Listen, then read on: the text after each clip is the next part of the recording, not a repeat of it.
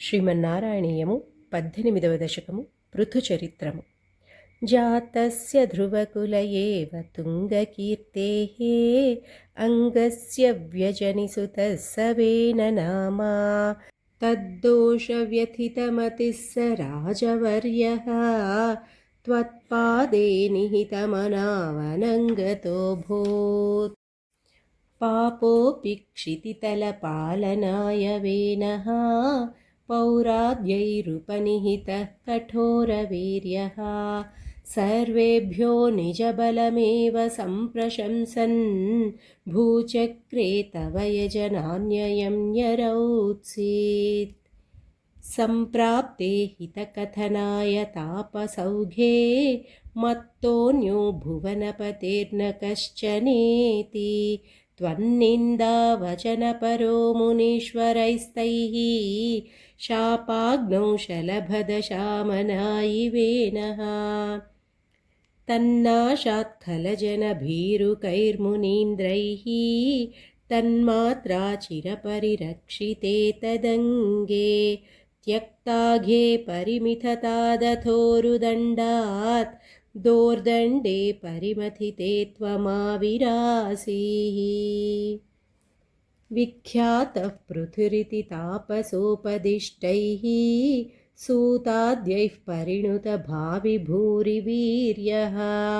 వేనాత్యా కబలితసంపదం धरित्रीम् ఆక్రాంతాం నిజధనుషా సమామకార్షీః. భూయస్తాం నిజకులముఖ్యవత్సయుక్తైః దేవాద్యైः సముచితచారుభాజనేషు. అన్నాదీన్యభిలషితాని యాని తాని స్వచ్ఛందం సురభితనూమదూదుహస్త్వం. ఆత్మానం యజతి ముఖైస్త్వయి త్రిధామన్ ఆరబ్ధే శతతమవాజిమేధయాగే. స్పర్ధాళుః శతమఖయేత్యనీచవేషో హృత్వాశ్వం తవ తనయాత్ పరాజితోऽభూత్. దేవేంద్రం ముహురితి వాజినం హరంతం వహ్నౌ తం మునివరమండలే జుహూషౌ.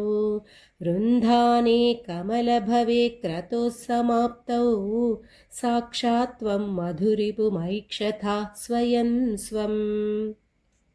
తద్దత్తం పరముపలభ్య భక్తిమేకాం గంగాంతే విహితపదః కదాపి దేవా.